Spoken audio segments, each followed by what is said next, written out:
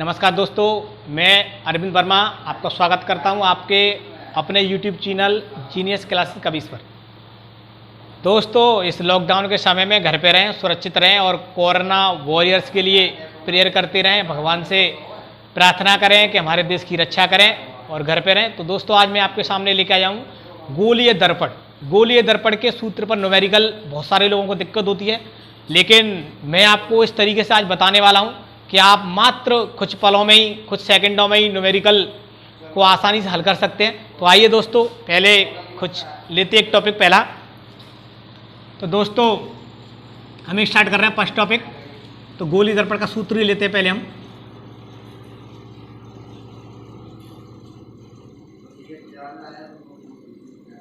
गोलीय दर्पण का सूत्र। दोस्तों, गोलीय दर्पण का सूत्र सब जानते हैं, 1/U plus 1/V equal to 1/F। दोस्तों, ये हमारा गोलीय दर्पण का सूत्र होता है। अब हम आइए ये जान लेते हैं इसमें U क्या है, V क्या है, F क्या है। तो देखें, वेयर जहां U बराबर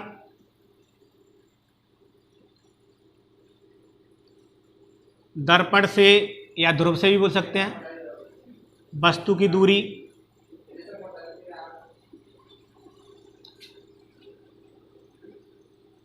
V बराबर है प्रतिबिंब की दूरी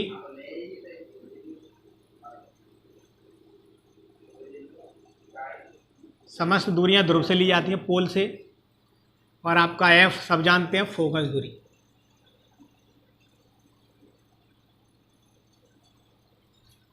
तो ये दोस्तों हमने जाना। अब हमें न्यूमेरिकल्स में ये प्रॉब्लम आती है कि जब यदि हमें क्वेश्चन में पूछा गया अवतल दर्पण है, अवतल दर्पण की फोकस दूरी इतनी है, तो अब हमें ये दिक्कत आती है कि कौन से दर्पण के लिए फोकस दूरी माइनस होती है, कौन से के लिए प्लस होती है, U का मान कब माइनस होता है, कब प्लस होता है, और V का मान कब धनात्मक होता है, कब ऋणात्मक होता है। तो आइए दोस्तों, हम इस बात को भी क्लियर कर लेते हैं पहले।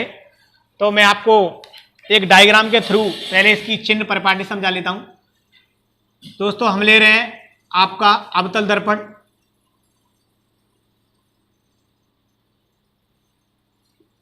M1 M2 ये आपका पोल जिसको हम ध्रुव बोलते हैं, ये आपका प्रिंसिपल एक्सिस, यहाँ पे आपका फोकस होता है, ये आपका वक्रता केंद्र होता है।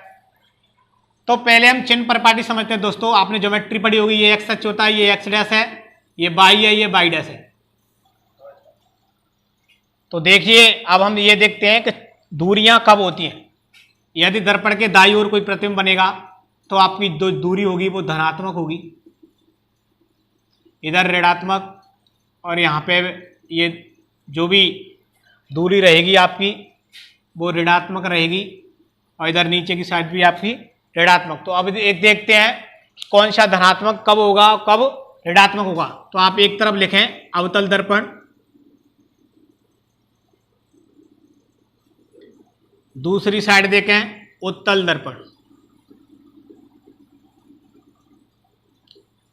पहले लेते हैं हम फोकस दूरी कि अवतल दर्पण के लिए जो फोकस दूरी होगी वो कैसी होगी, माइनस होगी तो क्या होगी, और प्लस होगी तो क्या होगी। तो देखते हैं, अवतल दर्पण के लिए जो फोकस दूरी होती है वो आपकी धनात्मक होती है, धनात्मक होती है, पॉजिटिव होती है। क्योंकि जो फोकस दूरी अवतल दर्पण के लिए लेते हम, तो वो उसका जो फोकस दूरी होती है वो बाईं ओर होती है। कौन सी ओर होती है? बाईं ओर। क्योंकि जो दर्पण से वस्तु की दूरी ये, तो कोई भी ऑब्जेक्ट हम रखते हैं तो ऑब्जेक्ट इधर रखेंगे, इधर ये आपका बाईं, ये दाईं। तो वस्तु हमेशा प्रिंसिपल एक्सिस पर रखी जाती है, मुख्य अक्ष पर रखी जाती है। तो इसीलिए इसकी धनात्मक दूरी जो होगी वो ऋणात्मक होगी, सॉरी। अवतल दर्पण की जो फोकस दूरी होती है वो ऋणात्मक होती है, और उत्तल दर्पण की जो फोकस दूरी होती है वो धनात्मक होती है, क्योंकि ये कहां से ली जाती है, आपकी दाईं ओर से। अब देखें यू क्या है, वस्तु की दूरी है। तो वस्तु हमेशा यहां पे रखी जाती है मुख्य अक्ष पे, और मुख्य अक्ष हमेशा कहाँ होता है, बाईं ओर होता है। इसीलिए दोनों के लिए इसकी जो वैल्यू होती है वो ऋणात्मक होती है। यू का मान दोनों दर्पणों के लिए चाहे आपका वो अवतल दर्पण हो चाहे आपका उत्तल दर्पण हो, दोनों के लिए कैसा होता है, नेगेटिव होता है। अब देखें उई का मान, उई का मान जो अवतल दर्पण में होता है वो दो कंडीशंस में होता है, एक के लिए प्लस होता है एक के लिए माइनस होता है। माइनस कब होता है, प्लस कब होता है? तो पहले देखें आप माइनस, माइनस कब होगा? तो माइनस उई का मान जब होगा जब जो हमारा प्रतिबिंब होगा वो वास्तविक बनेगा। जब भी कोई वास्तविक प्रतिबिंब होता है तो वो उल्टा बनता है, उल्टा बनता है और कहां बनेगा, दर्पण के सामने बनेगा। और कहां बनेगा, दर्पण के सामने। और उई का मान कभी कभी अवतल दर्पण के लिए पॉजिटिव भी होता है, उसकी कंडीशंस होती है। उसके लिए देखें कि धनात्मक कब होता है, इसका मान जो होगा वो धनात्मक कब होगा? तो धनात्मक होगा जब प्रतिबिंब हमारा आभासी बनेगा, आभासी, और आभासी प्रतिबिंब हमेशा सीधा बनता है और दर्पण के पीछे बनता है, दर्पण के पीछे बनता है, दर्पण के पीछे बनता है। तो दोस्तों इसके लिए भी देखें, अवतल दर्पण के उत्तल दर्पण के लिए, उत्तल दर्पण के लिए उई का मान होगा वो धनात्मक होगा, क्योंकि उत्तल दर्पण में हमेशा ही एक ही प्रतिबिंब बनता है और वो बनता है आभासी प्रतिबिंब। मैं आपको बता देता हूं, ये हमारा उत्तल दर्पण है, तो इसका जो फोकस होता है, वक्रता केंद्र होता है, वो इधर रहते हैं, ऑब्जेक्ट हम इधर रखते हैं। जब ऑब्जेक्ट इधर रखते हैं तो वस्तु की दूरी u का मान कैसा रहेगा, नेगेटिव रहेगा। फोकस दूरी इधर से लेते, क्यों इधर है, दाईं ओर है, तो फोकस दूरी का मान धनात्मक, तो ये धनात्मक रहेगा। और जो प्रतिबिंब बनेगा हमारा दर्पण के पीछे बनेगा, कोई भी ऑब्जेक्ट रखा है तो ये रे जैसे निकल जाएगी कि यहाँ से निकलेगी और ये टकरा के इसमें से आएगी फोकस में, तो प्रतिबिंब यहाँ पे बनेगा। तो देखें आप, जो इसकी इमेज बन रही है, ये इमेज कहाँ बनेगी, दाईं ओर, तो इसीलिए ये कैसा होता है, पॉजिटिव होता है। तो इसमें एक और न्यूमेरिकल करने के लिए एक और चीज की हमें आवश्यकता होगी, तो आगे उम्मीद करता हूं ये अच्छे से समझ में आ गया होगा।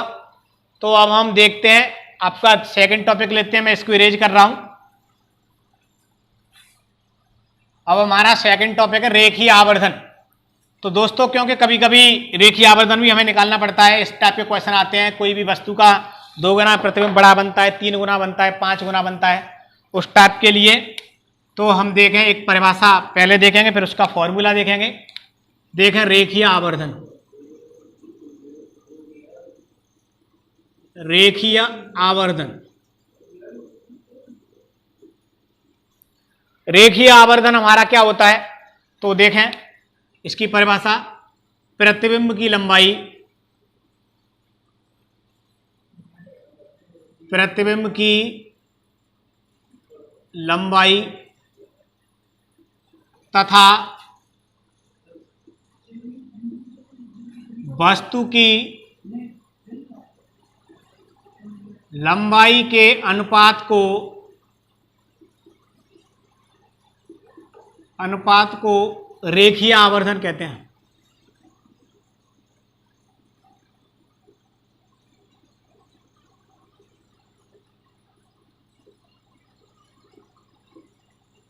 इसे स्मॉल m से दर्शाते हैं।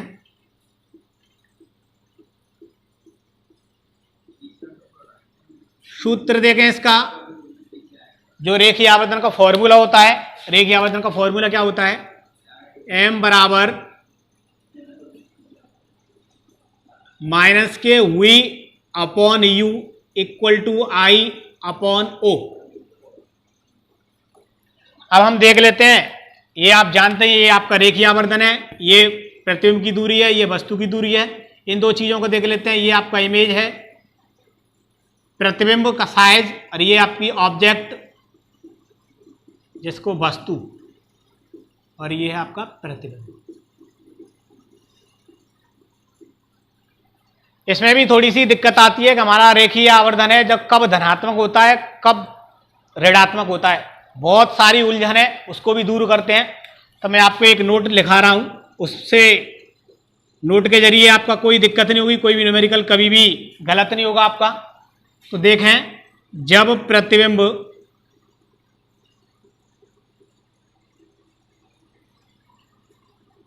सीधा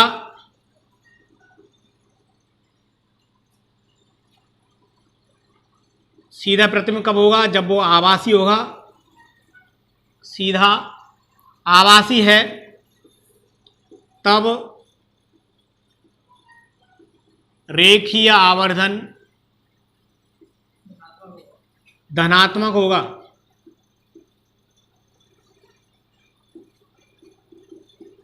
अर्थात जो m की वैल्यू आएगी वो पॉजिटिव रहेगी आपकी। पॉइंट नंबर 2 लेते हैं। जब प्रतिबिंब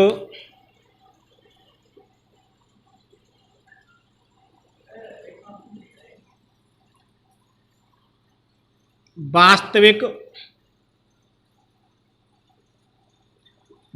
क्या होता है? उल्टा प्रतिबिंब बनता है इसमें, उल्टा है तब रेखीय आवर्धन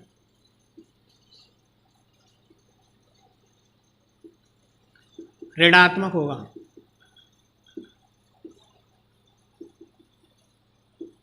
अर्थात जो m की वैल्यू आएगी वो कैसी आएगी? नेगेटिव आएगी। तो दोस्तों ये आपने रेखीय आवर्धन देखा, दर्पण का फॉर्मूला देखा, v का मान कब प्लस कब माइनस होता है। और अब हम देखेंगे आंकिक प्रश्न। देखिए दोस्तों, अब हमने न्यूमेरिकल ले लिए हैं तो हम बारी बारी से सभी न्यूमेरिकल्स हैं उनको सॉल्व करेंगे। तो देखें, हम पहले न्यूमेरिकल को सॉल्व कर रहे हैं। पहले क्वेश्चन पढ़ते हैं। एक अवतल दर्पण की वक्रता त्रिज्या 20 सेंटीमीटर है। दोस्तों हम जानते हैं वक्रता त्रिज्या क्या होती है, साथ ही साथ पढ़ते रहेंगे और निकालते रहेंगे हमें किस किस की जरूरत है। तो वक्रता त्रिज्या आर से रिप्रेजेंट करते हैं। आर दिया है हमें 20 सेंटीमीटर। कोई वस्तु अवतल दर्पण से 15 सेंटीमीटर की दूरी पर रखी है। दूरी क्या होती है हमारी? u। और दर्पण कौन सा है? अवतल दर्पण है u, तो दोनों दर्पणों के लिए माइनस ही होता है। ये 15 सेंटीमीटर। दर्पण से वस्तु के प्रतिबिंब की दूरी ज्ञात कीजिए। अब वस्तु से प्रतिबिंब की दूरी होती है हमारी v। तो दोस्तों हमें इसमें फाइंड क्या करना है? v की वैल्यू फाइंड करनी है और f की वैल्यू फाइंड करनी है। तो फर्स्ट ऑफ ऑल हमें क्या करना है? फर्स्ट ऑफ ऑल हम क्या करेंगे? फोकस दूरी निकालेंगे। फोकस दूरी निकालने के लिए हमें वक्रता त्रिज्या दी गई है, तो f बराबर, और ये अवतल दर्पण है तो वक्रता त्रिज्या भी माइनस होगी, तो माइनस के 20/2, क्योंकि हमारा फॉर्मूला होता है यहाँ पे वक्रता त्रिज्या का f बराबर r/2। इस फॉर्मूले से इसमें लगाएंगे तो हमारा जो मान आएगा वो आएगा -10 सेंटीमीटर। अब हमें फोकस दूरी मिल चुकी है, u हमारे पास है ही, हमें v निकालना है। दोस्तों अब हमें कुछ नहीं करना है, केवल हमें फॉर्मूला लगाना है, दर्पण का सूत्र लगाना है।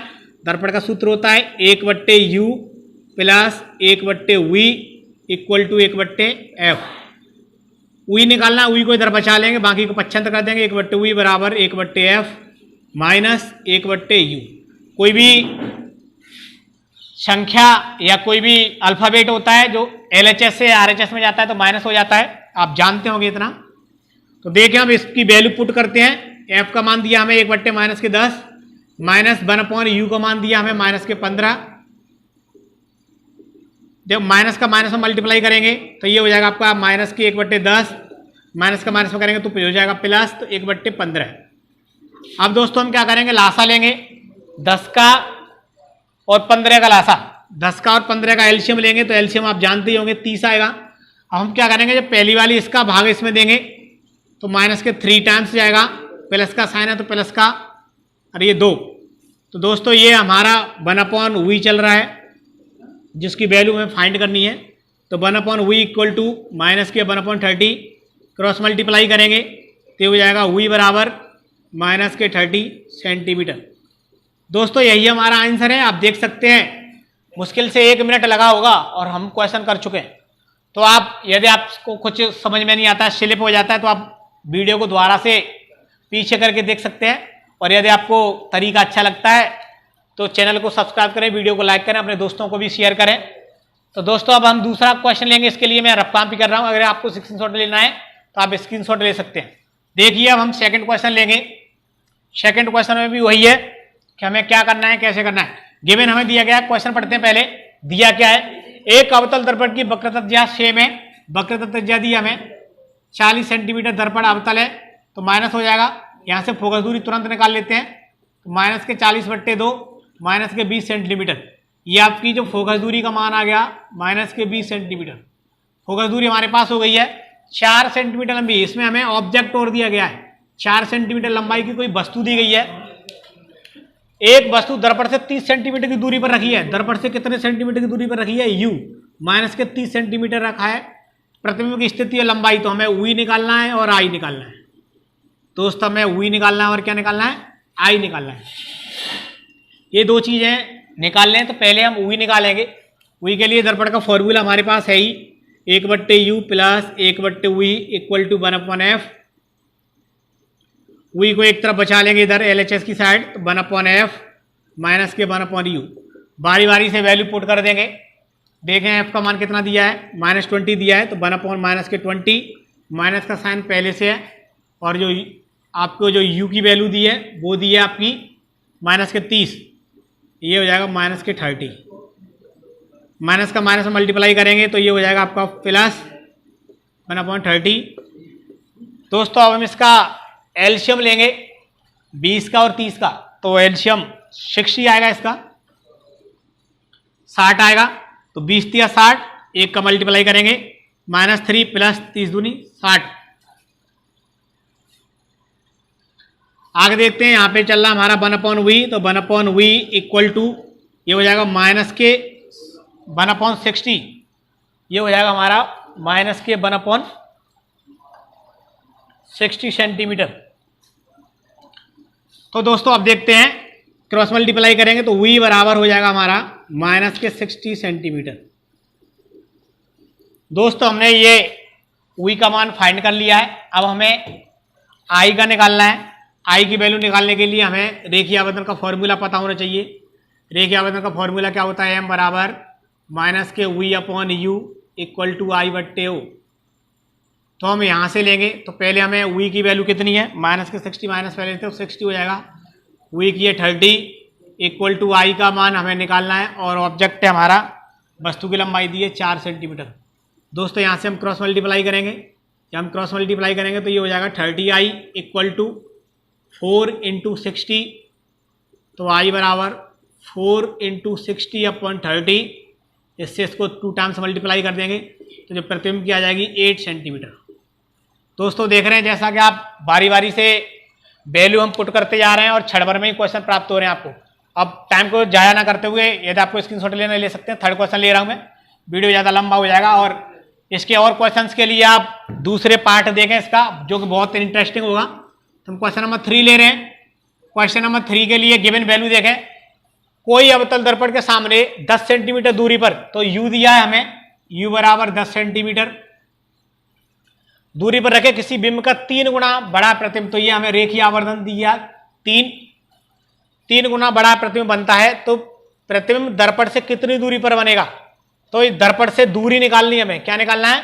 दूरी निकालनी है। यहाँ पे दर्पण से प्रतिबिंब की दूरी, प्रतिबिंब की दर्पण से प्रतिबिंब की दूरी क्या होती है दोस्तों? v होती है। ये भी क्या होती है?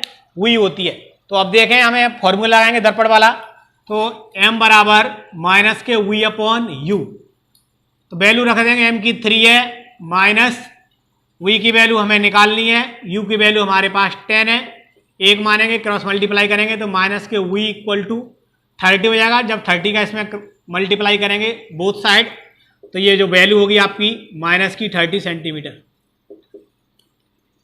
तो यदि आपको मेरा वीडियो अच्छा लगा है तो प्लीज़ लाइक करें, शेयर करें। Thank you for joining us.